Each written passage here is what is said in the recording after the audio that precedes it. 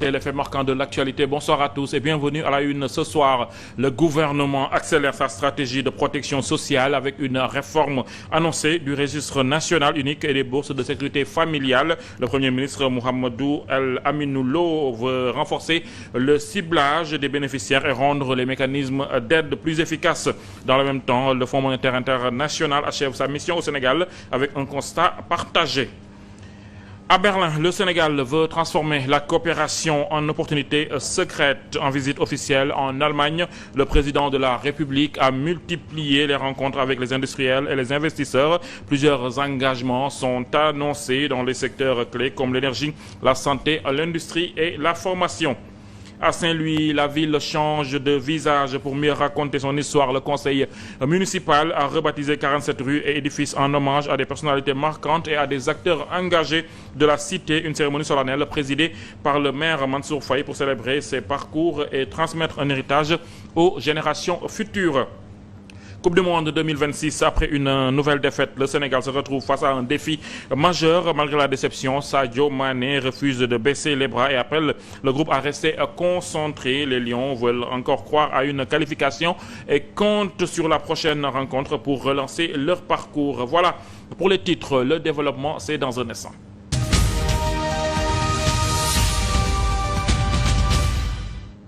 Merci de nous choisir pour vous informer. En bref, le gouvernement veut accélérer la transformation de sa politique de protection sociale. Réuni au building administratif Mamadou Dia, le Premier ministre Aminou Lo a présidé une réunion interministérielle consacrée au registre national unique et au programme national de bourse de sécurité familiale. Une rencontre qui vise à mieux coordonner les dispositifs d'aide publique et à renforcer leur impact auprès des ménages les plus vulnérables. Dans la continuité des orientations fixées en Conseil des ministres, le chef du gouvernement a insisté sur la nécessité d'intégrer ces mécanismes sociaux au plan d'action d'urgence lancé par le président de la République avec la mise à jour du registre national unique.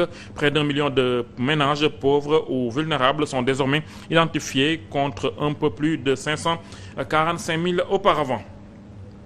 Sur le terrain économique, le Fonds monétaire international achève sa mission à Dakar avec un message partagé. L'institution salue les efforts réalisés sur le plan budgétaire ainsi que les perspectives de croissance, mais alerte sur la fragilité persistante de la dette publique. Les discussions techniques vont se poursuivre pour définir les contours d'un éventuel nouvel accompagnement financier. Guinée daal di fa akub jéego ci wàllum politique minière ak daal di tere exploitation or brut waaye itam léegi moom producteurs yi nga xam ne dañoo daal di raffiner ci fa ñu nekk exportation bi nag. La Guinée franchit un tournant dans sa politique minière avec l'interdiction de l'exportation d'or brut. Désormais, les producteurs devront raffiner sur place avant toute exportation. Une décision annoncée par le président Mamadi Doumbouya est présentée comme un levier pour accroître la valeur ajoutée. Le FMI a achevé une mission de 5 jours à Dakar dans un contexte de transition économique pour le Sénégal, marqué par une volonté affichée des nouvelles autorités de stabiliser les finances publiques tout en relançant la croissance. L'institution note des avancées significatives, notamment la réduction rapide du déficit budgétaire, passé de 13,4% du PIB en 2024 à 6,4% en 2025, ainsi qu'une croissance estimée à 6,7%, soutenue par le démarrage de la production pétrolière et gazière. Mais derrière ces performances, le FMI insiste sur la fragilité structurelle de l'économie. La dette reste exposée aux chocs externes et les marges de manœuvre budgétaires demeurent limitées dans un contexte où la hausse des cours mondiaux du pétrole pourrait peser sur les subventions et les finances publiques. Cette vulnérabilité souligne le défi central des autorités: concilier discipline budgétaire, protection sociale et maintien de la dynamique de croissance. Sur le plan des perspectives, aucune décision n'a encore été prise concernant un nouveau programme d'appui, même si les deux parties affichent leur volonté de poursuivre les discussions. À court terme, les prochaines étapes de dialogue technique seront déterminantes pour définir un cadre de coopération alors que le Sénégal cherche à restaurer la confiance des bailleurs après la rupture de son précédent programme consécutive à des irrégularités budgétaires. Charline Rafidi, dans le même temps, le Sénégal poursuit son offensive diplomatique et économique à l'international. En visite officielle en Allemagne, le président de la République, Bassirou Diomaye Faye, a multiplié les rencontres avec les acteurs du secteur privé et les investisseurs. Plusieurs engagements ont été annoncés dans les secteurs stratégiques comme l'énergie, la santé, l'industrie et la formation. Le président de la République poursuit sa visite officielle en Allemagne avec une journée entièrement consacrée à l'économie et à l'investissement. Une première depuis son élection qui s'inscrit dans la mise en œuvre de la vision 2050. Au programme, plusieurs rencontres avec les dirigeants de grandes entreprises allemandes. D'abord avec Siemens, leader mondial des technologies médicales. Les discussions ont porté sur la modernisation du système de santé, le renforcement des capacités de diagnostic et l'amélioration de l'accès aux soins sur l'ensemble du territoire. Le chef de l'État s'est ensuite entretenu avec les responsables de GOF autour de l'électrification rurale par l'énergie solaire, du développement d'infrastructures d'assainissement et de la solution pour renforcer la résilience des populations face aux inondations. Point d'orgue de cette journée, la clôture de la journée économique germano-sénégalaise. Un rendez-vous qui a réuni les secteurs privés des deux pays et débouché sur la signature de plusieurs accords stratégiques dans les domaines de la santé, de la transformation verte, des PME, de la formation industrielle, du stockage frigorifique, du textile et de la production locale de véhicules utilitaires électriques. Parmi les engagements annoncés figure une subvention de 20 millions d'euros pour accompagner la transition écologique des PME. Un investissement de 2 millions d'euros pour la production locale de matériel de dialyse avec transfert de technologie. Un programme de 100 millions d'euros consacré au stockage frigorifique et un financement de 120 millions d'euros destiné à étendre l'accès à l'électricité de 300 à 750 villages. À l'Africa Business Hub, le président de la République a invité les investisseurs allemands à saisir les opportunités offertes par le Sénégal. Il a rappelé que la vision Sénégal 2050 prévoit de mobiliser près de 28 milliards d'euros d'investissement sur 5 ans, tout en mettant en avant les réformes engagées pour améliorer le climat des affaires. Retour au pays à Agnam, la tension monte autour d'un projet de prospection minière. Des centaines d'habitants ont investi. Le site est concerné pour exprimer leur opposition. Une mobilisation portée par une forte dimension communautaire et la volonté affichée de défendre leur territoire. La contestation contre un projet de prospection minière à Agnam a pris une tournure singulière entre mobilisation populaire et ferveur religieuse. Ce lundi, dès l'aube, des centaines d'habitants se sont rassemblés sur le site à l'appel des autorités coutumières. Une consigne était donnée, aucun véhicule motorisé n'était autorisé. Tous ont donc rejoint les lieux à pied ou en charrette, y compris le maire et député des Agnam, Farba Ngom. Sur place, prières collectives et récitations du Saint-Coran se sont succédées. Les autorités religieuses et coutumières entendent donner une dimension spirituelle à leur combat et affirment leur détermination à empêcher toute installation d'engins miniers sur leur terre. À l'origine de la colère, un permis de prospection délivré en avril dernier par la Direction générale des mines et de la géologie. Les populations dénoncent une décision prise sans consultation des élus locaux, des chefs de village et des autorités religieuses. Les habitants redoutent également les conséquences environnementales et sanitaires d'une exploitation située à proximité immédiate des habitations et des terres agricoles. Dans ce contexte déjà marqué par des incidents et l'arrestation de 3 jeunes de la localité, les notables appellent désormais à une intervention de l'État et sollicitent l'arbitrage du président Bassirou Diomaye Faye pour éviter une nouvelle escalade des tensions. Sur le front social, toujours le syndicat national des travailleurs de l'hydraulique annonce une grève les 8 et 9 juillet prochains. Les agents dénoncent l'absence de réponse satisfaisante à leurs revendications. Parmi ces doléances, la régularisation de l'ancienneté, la généralisation des primes de logement et l'intégration des travailleurs dans la fonction publique. Suite à la fin du préavis de grève que nous avons déposé le 16 mars, une rencontre s'est tenue le 28 avril 2026. Dans les locaux du ministère, entre le bureau du syndicat de l'hydraulique et le DRH, M. Aïdara. Depuis cette rencontre, rien n'a été fait. Aucune action n'a été diligentée allant dans le sens de l'amélioration des conditions d'existence et de travail des agents. Pour ce manque de considération, nous avons décidé de déposer notre cessation de toute activité au niveau de la Direction générale du travail, au niveau du ministère et au niveau de la Direction de l'hydraulique. pendant 48 heures renouvelables à compter du jeudi 9 juillet au vendredi 10 juillet 2025. Tous les travailleurs de l'hydraulique resteront chez eux, que ce soit dans les directions, au ministère ou dans les services déconcentrés. C'est ça qui m'a poussé à faire des tournées dans les régions. Kaolack, Louga, Touba, Diourbel, je serai dans toutes les régions. Tous les travailleurs de l'hydraulique resteront chez eux, que ce soit dans les directions, au ministère et dans les services déconcentrés de toutes les régions. Cette action vise à attirer l'attention des autorités sur la précarité que vivent les travailleurs de l'hydraulique depuis des décennies. À l'Assemblée nationale, le débat autour de la réforme du Code du travail et du Code de la sécurité sociale s'est déroulé dans un climat tendu. Le collectif And Gueusseum dénonce un passage en force et appelle les autorités au dialogue. Selon son responsable Mballo Dia Thiam, réclame une meilleure prise en compte des préoccupations des travailleurs. Donc nous n'avons pas grand-chose à dire. Si donc nous sommes déçus de voir des syndicalistes au pouvoir qui tentent à chaque fois de grignoter donc, les droits des travailleurs. Donc, non content de passer sous silence le passif social derrière lequel les travailleurs courent, tels que And Gueusseum et d'autres organisations. S'il est question aujourd'hui de revisiter le Code du travail pour précariser davantage les travailleurs, donc nous pensons que c'est des projets c'est des modifications qui sont malvenues. Maintenant, cette tentative n'est pas la première parce que même avec l'ancien régime, on parlait de la flexibilité du travail. Donc, mais nous pensons que pour un travail décent, nous devons pouvoir respecter les travailleurs. Déçu encore du comportement des centrales syndicales, parce que si elles avaient fait preuve donc d'épouvantail, le gouvernement n'allait pas essayer de faire du forcing. Donc, en allant déposer directement ces projets au niveau de l'Assemblée nationale, et si par malheur ce texte-là passait aujourd'hui, alors qu'en adviendrait-il pour les travailleurs, sinon de courir derrière l'abrogation d'une loi fraîchement votée, et nous pensons que ce serait peine perdue. Donc, peut-être qu'il y a une chance, on ne sait jamais, mais nous ne demeurons pas optimistes pour autant. Merci.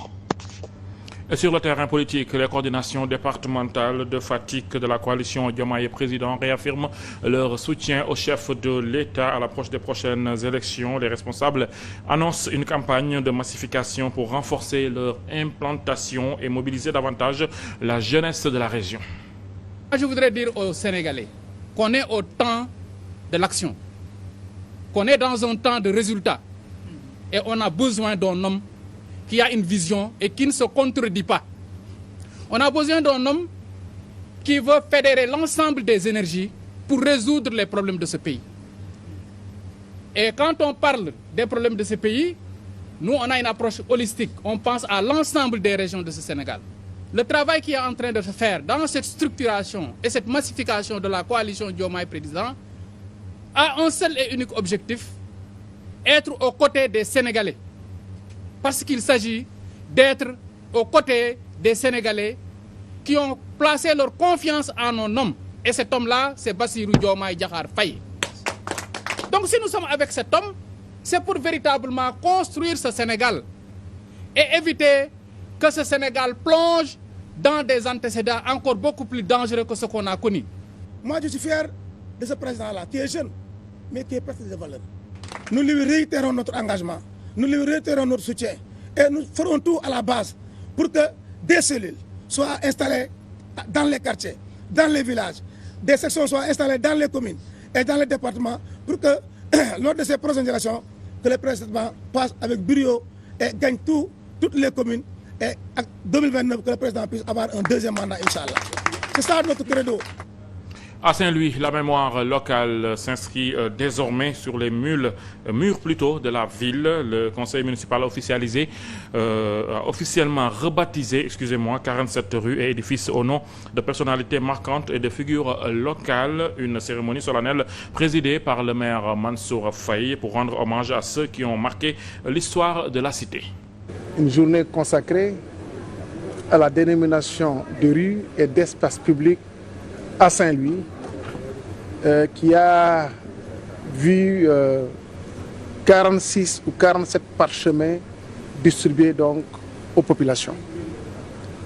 d'illustres-fils de Saint-Louis donc, qui ont eu à bénéficier de cette considération du conseil municipal. Le conseil municipal qui a décidé de donner des rues, de baptiser les rues et des espaces publics pour ces Saint-Louisiens d'ici et d'ailleurs. Même des non-Saint-Louisiens ou bien des Saint-Louisiens de cœur, parce que si je dis Saint-Louisiens de cœur, je peux citer le président Macky Sall, qui a vu son nom gravé à jamais au niveau de la rue, l'ancienne rue avenue de Gaulle, devenue maintenant l'avenue du président Macky Sall.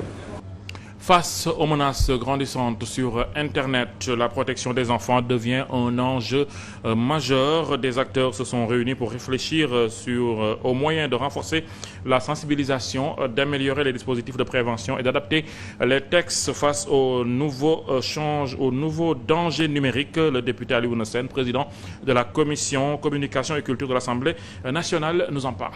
On a vu que nos enfants qui n'ont pas encore l'âge requis pour avoir la pièce d'identité, généralement c'est le parent qui donne sa pièce d'identité pour que l'enfant puisse s'identifier, pour que l'enfant puisse accéder à l'Internet. Donc je dis qu'au niveau de l'Assemblée nationale, au-delà des prérogatives que la commission culture et communication a, l'Assemblée nationale, c'est là où on vote les lois, et il serait quand même intéressant, au sortir de cet atelier-là, les recommandations qui seront issues de cet atelier, que ces recommandations puissent atterrir au niveau de l'Assemblée nationale. Maintenant, une fois que ces recommandations viendront au niveau de l'Assemblée nationale, la commission culture et communication et pratiquement l'ensemble même des députés, nous allons faire le plaidoyer qui s'y est pour que quand même des mesures soient prises pour protéger nos enfants contre ce qu'on appelle la cybersécurité, la cybercriminalité, le harcèlement, etc. Parce que quand même, c'est des enfants, ils sont très fragiles. Lancement réussi pour la nouvelle ministre Mame Koumba Diop, ministre déléguée chargée de la culture, des industries créatives et du patrimoine historique, a effectué une visite de terrain sur 3 sites stratégiques de la capitale, le musée Léopold Sédar Senghor, la place du souvenir africain et le monument de la Renaissance africaine. Cette tournée institutionnelle a permis à la ministre de faire un état des lieux précis de la situation de ces joyaux nationaux. À l'issue de sa visite, elle a promis une vaste campagne de rénovation afin de moderniser ces sites et de renforcer leur attractivité culturelle. Pour sa première sortie officielle, la nouvelle ministre auprès du ministre de la Culture, de l'Artisanat et du Tourisme, Mame Koumba Diop, a choisi de visiter 3 sites historiques majeurs. Le musée Léopold Sédar Senghor, la place du souvenir et le monument de la Renaissance. Un choix loin d'être anodin, qui traduit une volonté de s'imprégner de la réalité du terrain. Le musée Léopold Sédar Senghor, la place du souvenir et le monument de la Renaissance constituent des sites symboliques, historiques, qui méritent une attention particulière. Une visite qui a permis à l'autorité de constater de visu l'état de ces différents sites. La première étape s'est déroulée dans l'intimité familiale du premier président de la République du Sénégal, Léopold Sédar Senghor, à travers la découverte de son musée. Et vraiment, je pense que nous avons beaucoup à faire et le ministère va dégager des fonds pour réhabiliter ce bâtiment qui est historique afin que les générations futures puissent profiter de cet héritage. Une direction ensuite, la place du souvenir africain, un lieu qui rend hommage aux victimes de la traite négrière et célèbre la mémoire ainsi que la résistance des peuples africains. Après cette immersion, la ministre a pu apprécier les réalités du site. Ça va être un point focal pour nos JOJ. Nous pensons qu'il y a beaucoup encore à faire au niveau donc de la réhabilitation. Et là également, nous allons travailler d'arrache-pied avec les équipes qui seront dans le comité d'organisation. Dernière étape, le monument de la Renaissance, un incontournable du tourisme sénégalais qui accueille en moyenne entre 5 000 et 10 000 visiteurs par mois. Ce monument qui est un symbole pour l'Afrique, qui est un produit pour qui développe le panafricanisme, car beaucoup de pays ont contribué en tout cas à la mise en place de ce bijou et qui mérite d'être entretenu, qui mérite d'être rénové. À l'approche des Jeux olympiques de la jeunesse, la ministre entend mobiliser un budget spécial pour la rénovation des sites. L'objectif, mieux répondre aux attentes des visiteurs et préserver ces patrimoines déjà ancrés dans le quotidien des Sénégalais. Coupe du Monde 2026, les Lions du Sénégal traversent des moments difficiles après une nouvelle défaite, la deuxième en 2 rencontres. Les joueurs veulent encore croire en leur chance. Ils misent désormais sur la prochaine confrontation face à l'Irak pour relancer leur parcours. Rien n'est encore fini. Je pense qu'il nous reste un dernier match à jouer. Un bilan assez mauvais pour nous. Voilà, c'est comme ça, c'est le foot. Maintenant, à nous de bien se reposer pour faire le bilan avant le dernier match. Sadio Mané nous livre également son analyse. Le numéro 10 sénégalais exprime plutôt sa déception, mais appelle le groupe à rester concentré. Pour lui, l'équipe doit rapidement se remobiliser pour espérer poursuivre l'aventure. Écoutez, je pense que vous le savez tous, on est tous déçus. On est rentré sur le terrain à cœur de gagner ce match. Et, malheureusement, le dieu du football n'était pas avec nous ce soir. Je pense que la Norvège mérite sa victoire, on les félicite. Et quant à nous, on va essayer de se remobiliser le plus tôt possible dès ce soir et essayer de préparer le match prochain. Je pense qu'on a encore une petite chance. Vous croyez toujours à la qualification? Bien sûr. Qu'est-ce qu'il faudrait faire pour décrocher cette qualification? C'est de se remobiliser le plus tôt possible dès ce soir. Et le temps est le meilleur juge. Nous restons dans la tanière où la question du statut des cadres continue de faire débat. Interrogé sur la place des anciens dans l'équipe nationale, Kalidou Koulibaly a tenu à rappeler une règle claire. Aucune place n'est acquise en sélection. Le capitaine insiste sur la concurrence et l'exigence au plus haut niveau. Comme je l'ai dit dans le passé, il n'y a personne qui a une place dédiée ici. Tout le monde est à la disposition de l'équipe. Si le coach a décidé de me sortir, c'est parce qu'il a le droit et c'est parce qu'il a vu que je n'étais pas en train d'aider l'équipe. C'est totalement normal. Après, voilà, ça fait partie du football. Physiquement, je me sens de mieux en mieux. Après, aujourd'hui, je pense que ça ne s'est pas passé comme moi je le voulais. C'est dommage, ça fait partie du football, il faut l'accepter. Mais voilà, je pense que l'équipe a bien réagi aussi. Je pense que tout le monde doit continuer à être derrière cette équipe parce que cette équipe a vraiment fait de bonnes choses aujourd'hui. Et voilà, comme je l'ai dit, ça s'est joué sur des erreurs et c'est vraiment dommage. Et enfin, dans l'actualité internationale, direction la Guinée, où les autorités veulent changer la donne dans le secteur minier. Le pays interdit désormais l'exportation d'or brut afin de favoriser le raffinage local, une décision stratégique qui vise à créer davantage de valeur ajoutée et d'emplois autour d'une ressource majeure de l'économie guinéenne. La Guinée franchit un tournant dans sa politique minière avec l'interdiction de l'exportation d'or brut. Désormais, les producteurs devront raffiner sur place avant toute exportation.